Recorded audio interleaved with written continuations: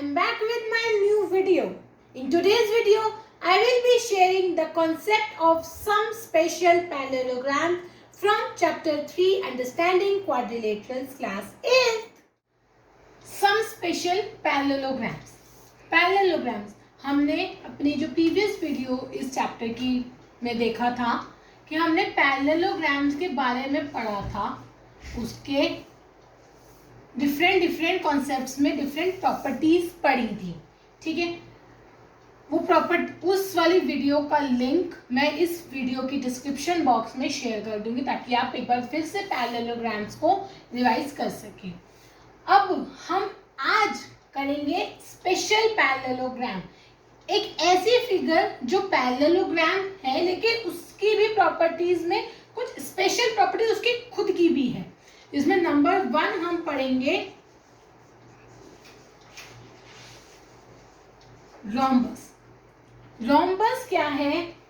Rhombus एक special type of kite है. Kite हमने क्वाड्रिलेटरल्स में पढ़ी थी. जब हमने काइंड्स ऑफ क्वाड्रिलेटरल्स करे थे उसमें हमने एक पढ़ा था काइट जो इस तरीके से कुछ बनती है जिसमें एडजेसेंट साइड ये इक्वल होती है और ये वाली मतलब consecutive pair of adjacent side उसमें इक्वल होते हैं. ठीक है, ये काइट होती है. रोम्बस एक स्पेशल टाइप ऑफ काइट है जिसमें all pair of adjacent side equal है, मतलब है काइट. देखिए जैसे इसमें सिर्फ ये दो इक्वल है और ये दो आपस में इक्वल है, ये और ये आपस में इक्वल नहीं है. रोम्बस में ये all pair of adjacent sides जो है वो इक्वल है. तो ये तो रोम्बस एक स्पेशल टाइप ऑफ काइट हो गया. दूसरा हमने पैरेललोग्राम की प्रॉपर्टीज पढ़ी थी. हमने उसमें पहली प्रॉपर्टी देखी थी कि एक पैरेललोग्राम की ऑपोजिट साइड इक्वल होती है. जो यहाँ पे अगर हम ऑपोजिट साइड की बात करें तो ये इससे इक्वल है, ये इसके इक्वल है, तो ये स्पेशल पैरेललोग्राम भी हो गया. तो अब रोम्बस हमारा क्या आया? पैरेललोग्राम भी आ गया और स्पेशल टाइप ऑफ काइट भी आ गया. तो इसका मतलब वो काइट की हर प्रॉपर्टी सेटिस्फाई करेगा. पैरेललोग्राम की हर प्रॉपर्टी सेटिस्फाई करेगा. अब पैरेललोग्राम की हमने सारी प्रॉपर्टीज क्या करी थी एक बार हम रिवाइज कर लेते हैं. पहली प्रॉपर्टी थी ऑपोजिट साइड इक्वल, वो है. सेकंड थी ऑपोजिट एंगल इक्वल, वो भी ये सेटिस्फाई करेगा. तीसरी प्रॉपर्टी थी एडजेसेंट एंगल सप्लीमेंट्री, वो भी ये सेटिस्फाई करेगा. फोर्थ थी डायगोनल्स, जो उसके डायगोनल्स होते हैं पैरेललोग्राम के वो बाइसेक्ट करते हैं एक दूसरे को, मतलब ये जो है इसके इक्वल, ये जो है इसके इक्वल. क्योंकि ये स्पेशल पैरेललोग्राम है, पैरेललोग्राम में डायगोनल्स की प्रॉपर्टी थी वो रोम्बस भी सेटिस्फाई करेगा. बट रोम्बस की अपनी एक स्पेसिफिक प्रॉपर्टी भी होती है जो क्या कहती है, द डायगोनल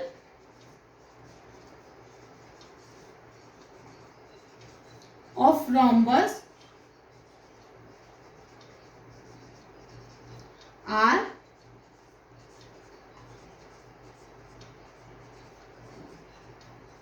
परपेंडिकुलर बाइसेक्टर.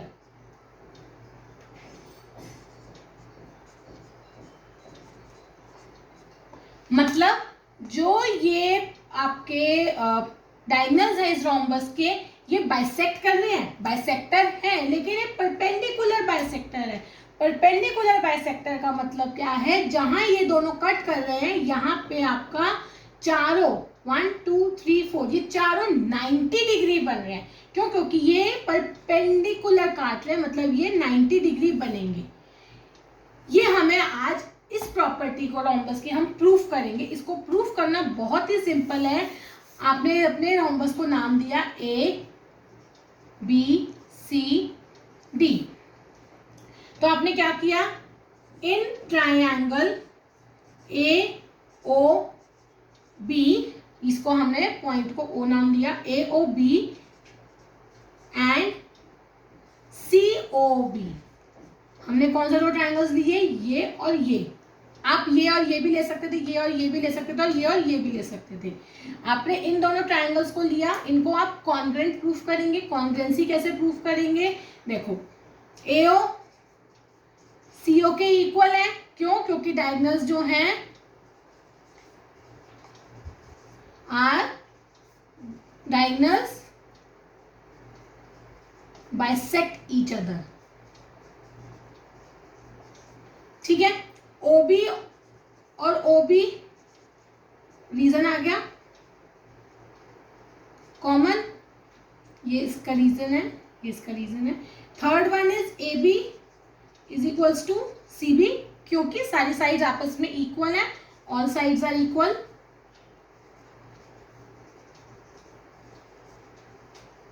तो by SSS rule triangle AOB जो है वो इक्वल हो गया, कॉन्ग्रेंट हो गया ट्रायंगल COB के। अच्छा, अब जब हम दो ट्रायंगल्स को कॉन्ग्रेंट प्रूफ कर देते हैं, तीन चीज़ों से हम उनको कॉन्ग्रेंट करते हैं, तो बाकी की तीन चीज़ें ऑटोमेटिकली इक्वल हो जाती हैं। तो इस हिसाब से हमारा मेजर ऑफ एंगल AOB जो है वो मेजर ऑफ एंगल COB के इक्वल हो गया।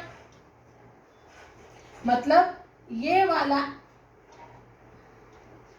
एंगल और ये वाला एंगल इक्वल हो गए, राइट। अच्छा, अब एक चीज, ये since AC is a line, is a straight line, AC जो एक स्ट्रेट लाइन है, तो angle AOB plus angle COB जो है वो 180 डिग्री होंगे, लीनियर पेयर्स। क्यों? क्योंकि वो एक स्ट्रेट एंगल बना रहे हैं। अब एक स्ट्रेट एंगल पे जितने भी एंगल्स, सपोज अगर ये एक लाइन है, इस पे जितने भी एंगल्स बनेंगे इस लाइन पे, इन सबका मेजर का अगर हम ऐड करेंगे तो हमें 180 मिलेगा। क्यों? क्योंकि वो एक स्ट्रेट लाइन एंगल पे बन रहे हैं, और दूसरा ये लीनियर पेयर्स भी बना रहे हैं। तो अब AOB COB इक्वल है, तो हम COB की जगह भी AOB लिख सकते हैं, राइट। क्यों? रीजन आ गया, AOB is equals to angle COB, क्योंकि इक्वल है इसलिए हमने, फिर आ गया twice of angle AOB is equals to 180 degree. तो एंगल AOB जो है वो आ गया आपका 90 डिग्री। अच्छा, अब अगर मैंने इन दो ट्रायंगल्स में अगर मैंने इन दो ट्रायंगल्स को लिया तो हमें ये दोनों एंगल्स मिले, इन दोनों को मिल लेती तो ये दो एंगल्स मिलते, इन दोनों को लेती तो ये और ये वाला एंगल मिलता, इन दोनों को लेती तो ये और ये। मतलब अगर इसका मतलब ये बीच के सारे एंगल्स आपस में इक्वल हो गए, क्योंकि आप जो भी पेयर ऑफ ट्रायंगल्स दोगे उनको कॉन्ग्रेंट करने के बाद बीच वाले एंगल्स उन दोनों के इक्वल आएंगे। तो आपके बीच वाले सारे एंगल्स 1 2 3 4 ये सारे जो हैं वो इक्वल हो गए। मतलब अगर एक 90 हो गया तो ये सारे 90 हो गए। तो हेल्थ हम ये कह सकते हैं कि रोम्बस के जो डायगोनल हैं वो परपेंडिकुलर बाइसेक्टर होते हैं। क्यों? क्योंकि ये सारे मेजर आया इन एंगल्स का 90 डिग्री। तो यानी कि ये एंगल बन गया 90 डिग्री, ये भी बन गया 90 डिग्री, ये भी 90 डिग्री और ये भी 90 डिग्री। तो आई होप आपको रोम्बस एक पैरेललोग्राम की फॉर्म में समझ आ गया हो, इसकी प्रॉपर्टी आपको क्लियर हो गई हो। Proceeding with second type of parallelogram जो कि आपका है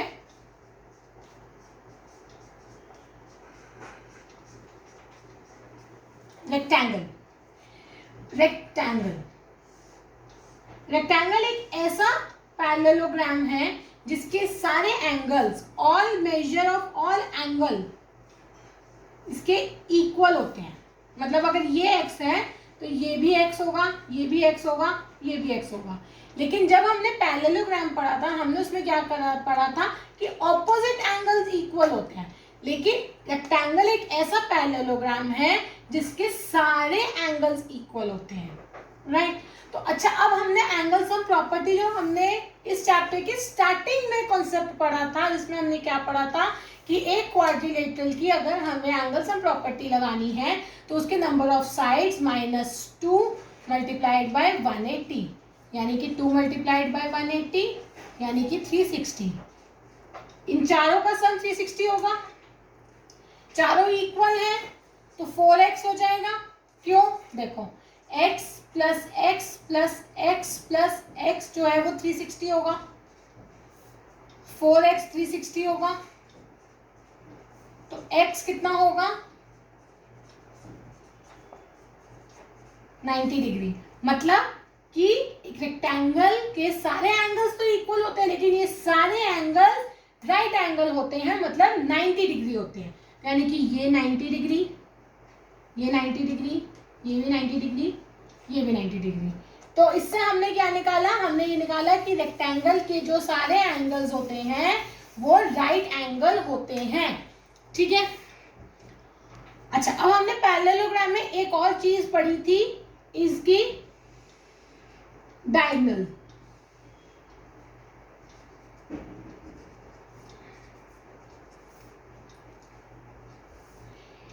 कि पैरेललोग्राम के जो डायगोनल्स होते हैं वो एक दूसरे को बाइसेक्ट करते हैं, ठीक है, लेकिन उनकी लेंथ वेरी करती है।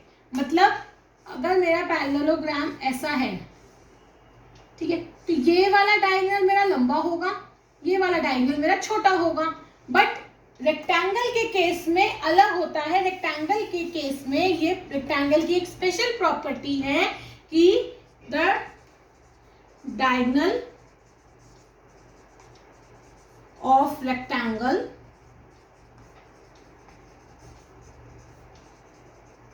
are of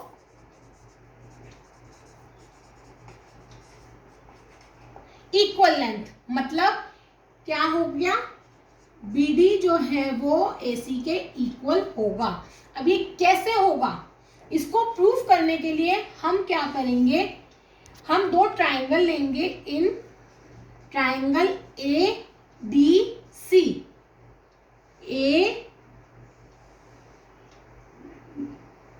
ADC यानी कि ये वाला triangle and triangle BCD।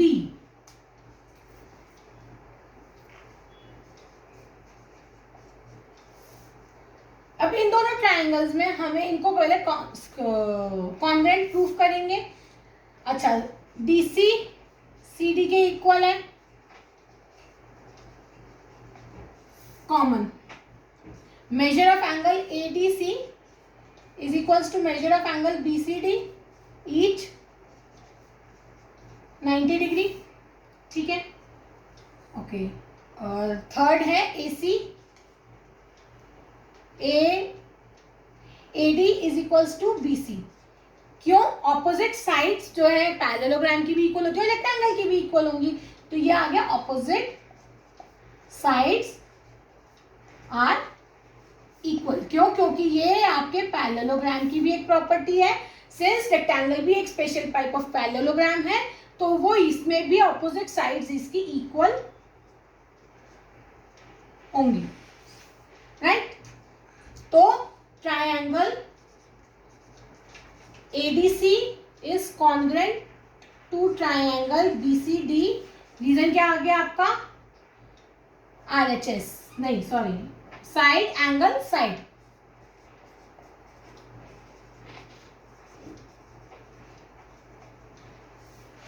Side angle side, right? अब हमारा क्या हो गया? इस हिसाब से AC अगर हम इसमें लें और इसमें BD, ये इक्वल आ गया भाई। अब इसकी एक साइड ये है पहले वाले ट्रायंगल की, दूसरे की एक साइड ये है। तो जब हमने ट्रायंगल्स को कॉन्ग्रुएंट कर दिया तो रिमेनिंग सारी चीजें वही चीज कि तीन चीजों को यूज करके हम ट्रायंगल्स को कॉन्ग्रुएंट कर देते हैं और बाकी की तीन चीजें उसकी ऑटोमेटिकली इक्वल हो जाती हैं। तो AC जो है वो BD के इक्वल आ गया, AC BD के इक्वल। हमें यही प्रूफ करना था कि रेक्टेंगल एक ऐसा पैरेललोग्राम है जिसकी डायगोनल्स ना सिर्फ बाइसेक्ट करती हैं बल्कि वो आपस में इक्वल भी होती हैं। आई होप आपको rectangle as a special parallelogram समझ में आ गया। तो आप प्लीज इसकी भी इसके क्वेश्चंस प्रैक्टिस करिए जो कि रेक्टेंगल के पे बेस्ड है। The third type of special parallelogram is square.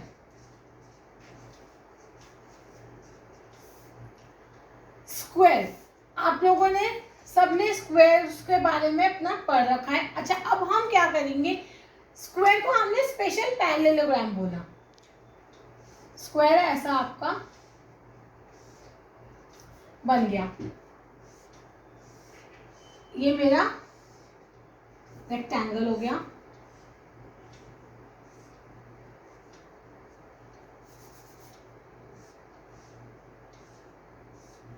ये मेरा रोम्बस हो गया। स्क्वायर की अगर मैं अभी इन दोनों की बात ना करूं, मैं पहले आपको स्क्वायर की बात करूं, तो स्क्वायर एक ऐसा पैरेललोग्राम है जिसकी सारी साइड्स आपस में इक्वल है और सारे एंगल भी आपस में इक्वल है। अगर एंगल इक्वल होंगे तो जैसे मैंने आपको रेक्टेंगल में बताया, एंगल सम प्रॉपर्टी से हम सारे एंगल्स निकालेंगे तो ईच एंगल 90 डिग्री आएगा। क्योंकि इसके सारे एंगल्स इक्वल हैं तो ये एक स्पेशल टाइप ऑफ रेक्टेंगल हो गया। क्यों? क्योंकि रेक्टेंगल की तो ऑपोजिट साइड्स इक्वल थी, लेकिन इसकी सारी साइड्स इक्वल है, तो ये स्पेशल रेक्टेंगल हो गया।